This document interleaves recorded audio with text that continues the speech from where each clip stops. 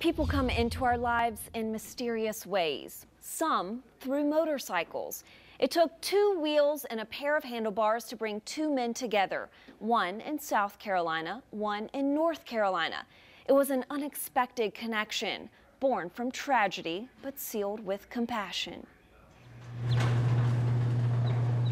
It may have been chance, or it may have been fate, that this Harley-Davidson motorcycle ended up in Jim Montgomery's garage. I mean, if you think of the odds of all the motorcycles, this one went from Florida to Ohio, back to Florida, and then ended up here in Myrtle Beach. So, and I was looking at several other motorcycles. So this is the one I picked, and there must have been a reason for that. He had only owned the bike for a few days when a stranger offered to buy it. And I noticed the wire was kind of hanging down here. So I just popped the cover off. And when I did, that's when I found this. A photo and a note, hidden for more than a year until they found their way into Jim's hands. This motorcycle belonged to my brother, who passed away December 6, 2015. I have tried to save it, but have been unable to due to ongoing legal proceedings. This bike was his most prized possession. Please call me and I will buy it from you. It was like a message in a bottle, and Jim answered the stranger's plea. You just can't not. You just can't not. When you find something like that, you have to call. It's the right thing to do. 170 miles away, Jonathan Eastry's phone rang. I mean, I was just kind of stunned. I didn't really expect to ever hear about it again. What do you say when something like that comes back out of the blue? Jonathan says he had given up hope. It felt like it was a piece of him that we weren't able to preserve. Daniel Carl Eastry, known to those close to him as DC, was an Army veteran.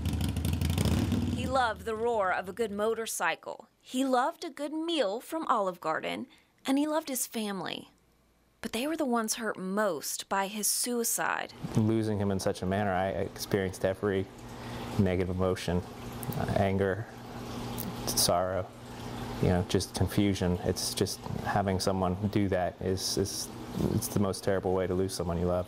DC took his own life in the midst of a nasty divorce, leaving his family to fight for his most prized possession through the court system. I was afraid of letting it go, that it wouldn't come back, and I thought it wasn't going to, but it was one of those things you have to accept sometimes. So, but it's come back now, which is amazing. So if you could talk to your brother today and tell him that you've been doing all this to just get back his most prized possession, what do you think he would say or think about that? Yeah, I'm sure he'd be sorry he did it. I'm sure if he had realized what it was going to do to my family, to my sisters, myself, my mom, he wouldn't have. I don't think he was thinking straight, and I don't think he realized what it was going to do to the rest of us. For Jonathan, the bike will be a reminder of the good times. It'll be something that's another memory of my brother, something that I'll have, and I'll honestly probably never ride it, maybe once a year, just to keep it lubed up and running. And it'll just be something I can preserve, that piece of his life, and I'll keep it as long as I can. For now, in Myrtle Beach, Jim is holding on to the motorcycle until Jonathan has the money to buy it back.